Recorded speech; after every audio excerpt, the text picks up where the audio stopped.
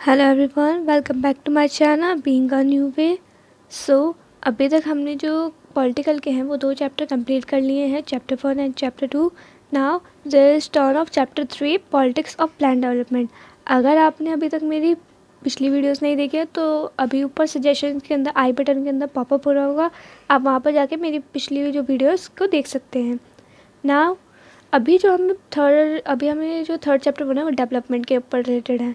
First chapter के हमने 3 challenges के बारे में पढ़ा था, जिसमें से फर्स्ट चैलेंज था shape of nation, second election and third है डेवलपमेंट। 2 हम जो चैलेंजेस हैं वो पिछले चैप्टर्स में कवर कर चुके हैं, अगर आपने नहीं देखे तो पहले उन्हें देखें। और थर्ड चैप्टर के हम डेवलपमेंट वाला कवर करेंगे। जब चैप्टर की स्टार्टिंग होती है तो उसके अंदर हमें साइड के अंदर एक स्टोरी बताई गई है, जिससे हमें पता चलता है कि हम इस चैप्टर में क्या पढ़ने वाले हैं। उड़ीसा की स्टोरी है। उड़ीसा के अंदर क्या है, उड़ीसा के अंदर लार्ज रिजर्व है अनटैप्ड आयरन ऑर का, मतलब वहाँ पर आयरन ऑर बहुत ज़्यादा मात्रा में पाया जाता है। तो हमारी स्टेट गवर्नमेंट क्या करती है, हमारी स्टेट गवर्नमेंट एक एग्रीमेंट साइन करती है इंटरनेशनल जितनी भी इंडस्ट्रीज़ है उनके साथ एंड डोमेस्टिक इंडस्ट्रीज़ है उनके साथ, जो कि होता है मेमोरेंडम ऑफ अंडरस्टैंडिंग, जिसको MOU भी कहते हैं। ओके, इसके अंदर क्या है, ये साइन है, इसके अंदर जो स्टील है, जो भी आयरन है उसका स्टील मेकर्स जो हैं वो यूज़ कर सकते हैं, चाहे वो डोमेस्टिक स्टील मेकर्स हो चाहे वो इंटरनेशनल हो। ओके, अभी क्या है, यहाँ पर हमें आयरन और चाहिए, वो भी उड़ीसा से। यहाँ पर हमें डेवलपमेंट के बारे में जो है हमारी गवर्नमेंट सोच रही है। ओके, यहाँ पर क्या है, अभी हमें इसका देखना है कि प्रॉफिट्स क्या हैं। इसके प्रॉफिट है कैपिटल इन्वेस्टमेंट होगी, बाहर की कंट्रीज़ हमारे अंदर आके इन्वेस्ट करेगी। ओके, थर्ड क्या है, एम्प्लॉयमेंट जनरेट होगा, जैसे जब हमें वहाँ पर आयरन और निकलवाना होगा तो वहाँ पर जो मजदूर चाहिए उनके लिए एम्प्लॉयमेंट आएगी, एम्प्लॉयमेंट जनरेट हो रहा है। स्टेट की डेवलपमेंट होगी, जो उड़ीसा है वहाँ पर अगर स्टेट डेवलपमेंट होगी, बाहर की कंट्रीज़ वहाँ के अपनी इंडस्ट्रीज सेटअप करेंगी और वहाँ पर जो इंडस्ट्रीज सेटअप होगी इससे वहाँ की जो स्टेट है उसकी डेवलपमेंट होगी, क्योंकि आप जानते हैं कि उड़ीसा बहुत पिछड़ा हुआ स्टेट है हमारे इंडिया के अंदर। अब इसके लॉस क्या हैं, तो यहाँ पर क्या होता है, इस केस के अंदर पब्लिक जो होती है वो इस डेवलपमेंट के अगेंस्ट होती है। क्यों, इसके लॉसेस जो है उसकी वजह से, क्योंकि displacement of tribal people.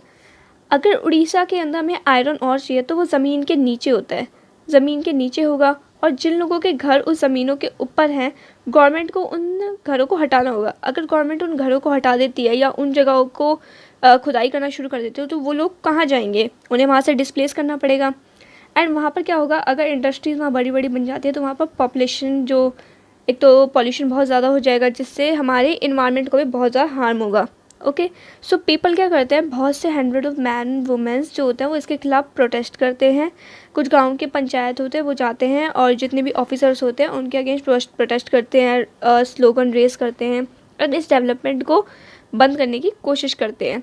Okay, यहाँ पर आप क्या देख रहे हैं, कंक्लूजन क्या है इसका। कंक्लूजन, तो यहाँ पर कंक्लूजन में क्या देखने को मिलता है, इसके आप बहुत से पॉइंट सेट कर सकते हैं। फर्स्ट, कि जो डेवलपमेंट है उसका मीनिंग सबके लिए अलग होता है। ट्राइबल पीपल्स के लिए ये डेवलपमेंट जो है वो एक डिस्करेज है। ओके, इससे उनकी लाइवलीहुड छिन रहा है, उससे उनके घर हट रहे हैं। लेकिन अगर देखा जाए ये गवर्नमेंट के लिए, स्टेट के लिए जो डेवलपमेंट है ये क्या है, ये गुड है। क्यों गुड है, क्योंकि उनसे तो इन्हें इन्वेस्टमेंट मिल रही है, एम्प्लॉयमेंट जनरेट हो रहा है, स्टेट डेवलप हो रही है। तो यहाँ पर जो अलग डेवलपमेंट का मीनिंग है वो हर किसी के लिए अलग हो सकता है। यही बताया कि जो गवर्नमेंट को डेवलपमेंट करनी होती है वो सिर्फ प्रॉफिट के लिए नहीं करते, वो उन्हें 2 चीज़ों को ध्यान में रख के करना होता है। First profit and second social welfare. उन्हें इन तीनों ही गोल को अचीव करना होता है अपने डेवलपमेंट प्रोग्राम के अंदर। ओके, अभी हम देखते हैं आगे चैप्टर में क्या होता है। आगे चैप्टर के बॉक्स आता है जिसके लेफ़्ट पार्टी और राइट पार्टी के बारे में बताया है। अक्सर ये क्वेश्चन जो है वो 2 और 3 मार्क्स के पूछ लिया जाता है, व्हाट इज़ लेफ़्ट पार्टी और what is right party. Okay, left party वो पार्टी होती है जो गरीबों का फेवर करती है।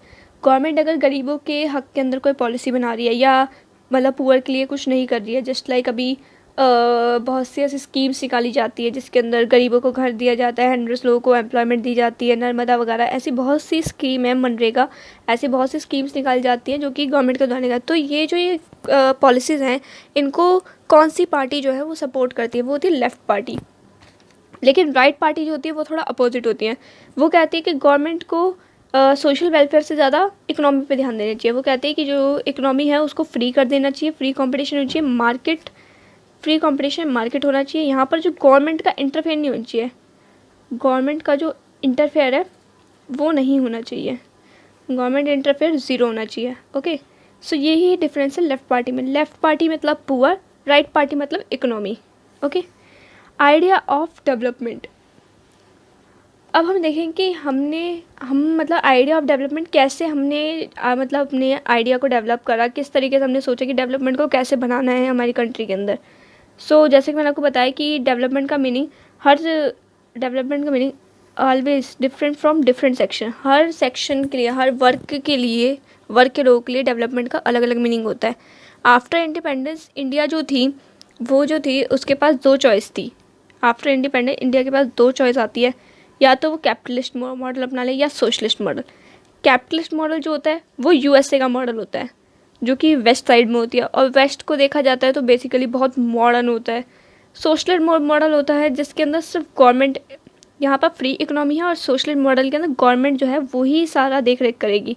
ये मॉडल होता है यूएसएसआर का। सो अब गवर्नमेंट के पास चॉइस है इंडिया गवर्नमेंट का कि वो कौन सा मॉडल अपनाएगी, यूएसए का मॉडल या यूएसएसआर का मॉडल। लेकिन जो इंडिया होती है वो दोनों में से कोई सा भी मॉडल ना चूज़ करके वो कौन सा मॉडल चूज़ करती है, मिक्स्ड इकोनॉमी का मॉडल। ओके, मिक्स्ड इकोनॉमी में क्या आता है कि हम इकोनॉमी पे भी ध्यान देंगे और जो गवर्नमेंट है वो इकोनॉमी का इंटरफेयर भी करेगी और वो सोशल वेलफेयर पे भी ध्यान देगी। मिक्स्ड इकोनॉमी का ये मतलब होता है। अब आपको मुझे कमेंट सेक्शन में बताना है कि सोशलिस्ट इकोनॉमी और किन किन कंट्रीज़ के अंदर, कैपिटलिस्ट इकोनॉमी और किन किन कंट्रीज़ के अंदर है, यूएसए एंड यूएसएसआर के अलावा। ओके, सो इसके बाद हमें उसके अंदर एक टॉपिक देखने को मिलता है प्लानिंग कमीशन। अभी हमने एक मॉडल अपना लिया मिक्स्ड इकोनॉमी का। अब हमें क्या करना है, अब हमने सोच लिया कि प्रॉफिट का भी ध्यान रखना है, वेलफेयर का भी ध्यान रखना है, लेकिन अब कैसे रखना है उसके लिए हमने क्या करा, एक सेटअप, एक ऑर्गेनाइजेशन बनाई जिसका नाम रखा हमने प्लानिंग कमीशन, जो कि कब बनी 1950 में। ओके, मार्च 1950 में एक ऑर्गेनाइजेशन बनाई जाती है जिसका नाम होता है प्लानिंग कमीशन। ओके, सो इस ऑर्गेनाइजेशन का क्या काम है कि उसे जितना जैसे कि हमारी कंट्री के पास जितना भी पैसा है उसे कहाँ खर्च करना है और कहाँ से पैसा लाना है कंट्री के अंदर, उसका जो भी ध्यान रखना हो, किसको रखना है, प्लानिंग कमीशन को। ओके, अभी जो रिसेंटली है प्लानिंग कमीशन का नेम चेंज कर दिया गया है, और उसका नेम चेंज करके क्या बना दिया गया है, नीति आयोग। नीति आयोग ये नाम कब चेंज हुआ है, ये नेम चेंज हुआ है 1 जनवरी 2015 में।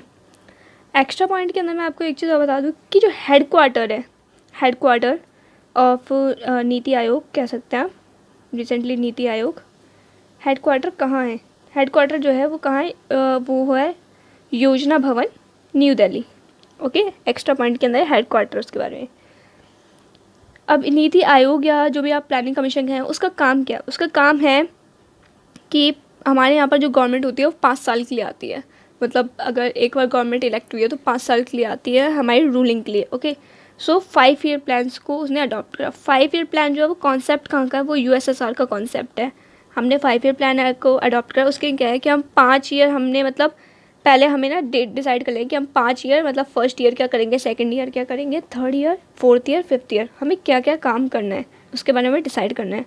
सो बजट जो होता है वो 2 हिस्सों में डिवाइड किया जाता है, एक प्लान बजट, एक non plan budget. Plan budget को आप कह सकते हो कि हमने सोच लिया कि हमें 2021 के हमें 21 इंडस्ट्रीज सेटअप करनी है, ये हमारा प्लान है।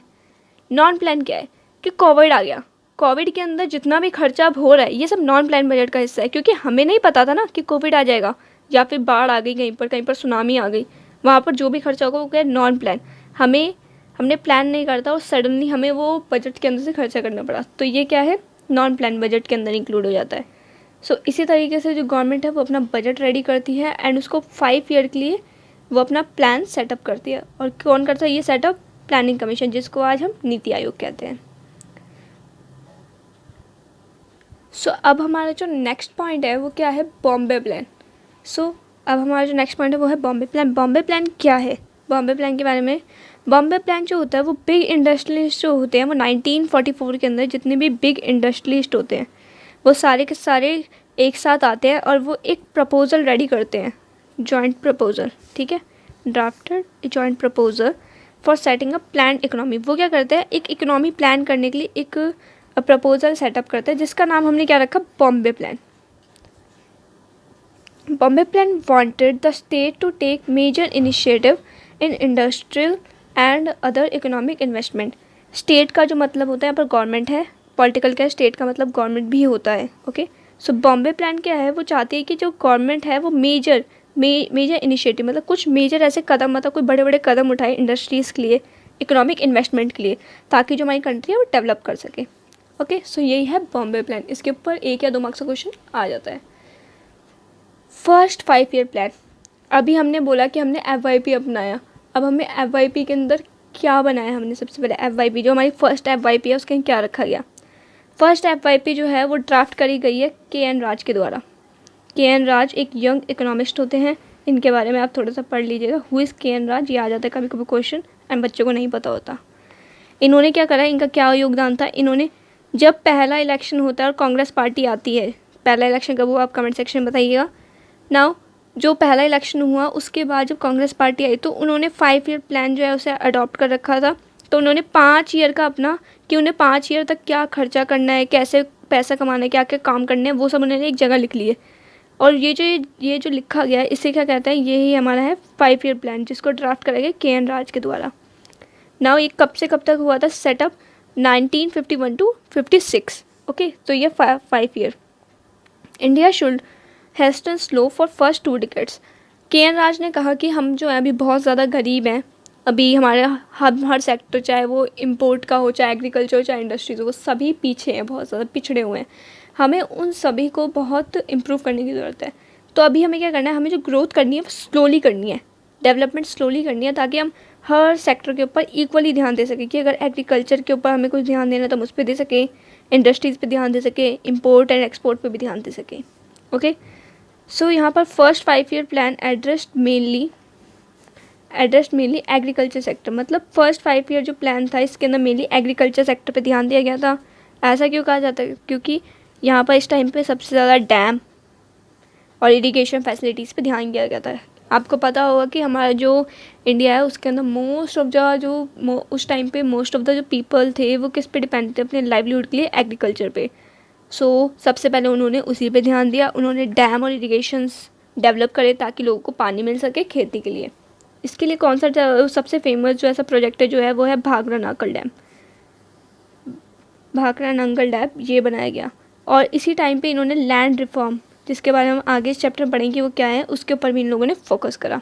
Okay, so now second 5 year plan. जो 5 ईयर प्लान फर्स्ट तो हो गया 51 to 56, अब सेकेंड कब तक है 56 to 61 सेटअप करा गया। ओके, नाउ इसको किसने सेटअप करा, अभी पहले KN राज ने करा था, अब इसको बनाया गया PC महालोन बसी के द्वारा, Mahalanobis. Okay, I thought I pronounce wrong, आप एक बार दोबारा इसकी प्रोनाउंसिएशन देख लेना। ओके, PC महालस। Okay, mainly focused on heavy industries. इन्होंने कहा था कि इस 5 ईयर प्लान के अंदर हम क्या करेंगे, इंडस्ट्रीज़ के ऊपर फोकस करेंगे और अब की बार डेवलपमेंट हम फास्ट करेंगे। अभी हमने देख लिया कि हर सेक्टर की क्या क्या कमी है, कि एग्रीकल्चर में ये कमी है, इंडस्ट्रीज़ में ये है, अगले 5 साल। अब हम क्या करेंगे, अब हम ग्रोथ फास्ट करेंगे, जिससे क्या होगा, हमें पता है अब कमियाँ, अब हमें उस पर बस काम करना है। तो इन्होंने क्या करा, फास्ट के लिए कहा। और इसके ऊपर इन्होंने जो ये 5 ईयर प्लान थे इनके ऊपर इन्होंने किस पे ध्यान दिया, इंडस्ट्रीज़ पे सेकंड में, फर्स्ट में एग्रीकल्चर पे, सेकंड में इंडस्ट्रीज़ पे। इससे क्या हुआ, इंडस्ट्रीज़ की बहुत ज़्यादा ग्रोथ भी हुई इन 5 ईयर प्लान से। लेकिन इससे क्या हुआ, इससे आगे जाके हम पढ़ेंगे कि इससे एग्रीकल्चर सेक्टर और इंडस्ट्री सेक्टर के बीच में कुछ कॉन्फ्लिक्ट पैदा हो जाते हैं, उसके बारे में हम आगे पढ़ेंगे। लेकिन इससे पहले हम पढ़ लेते हैं कि इन लोगों ने हैवी इंडस्ट्री सेटअप करी, लाइक इलेक्ट्रिसिटी की फैसिलिटी कंप्लीट करने की कोशिश करी, रेलवे लाइंस बिछाई, स्टील इंडस्ट्रीज़ बनाई, मशीनरी बनाई, कम्युनिकेशन बनाया, जिससे हम मतलब बाहर की कंट्री से कम्युनिकेशन का मतलब जो होता है वो रूट से होता है, कि जैसे कि हाईवेज़ वगैरह वो सभी कम्युनिकेशन के अंदर ही आते हैं। मशीनरीज़ की जो इंडस्ट्री है उन्हें सेटअप करा, स्टील इंडस्ट्री सेटअप करी, और भी मिनरल्स इंडस्ट्री, बहुत सी इंडस्ट्रीज सेटअप करी गई इस 5 ईयर प्लान में। So now this is the part 1 of chapter 3।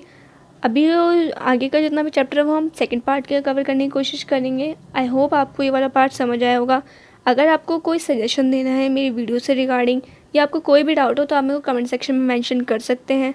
If you like my video then like it, share it and subscribe it. Thank you.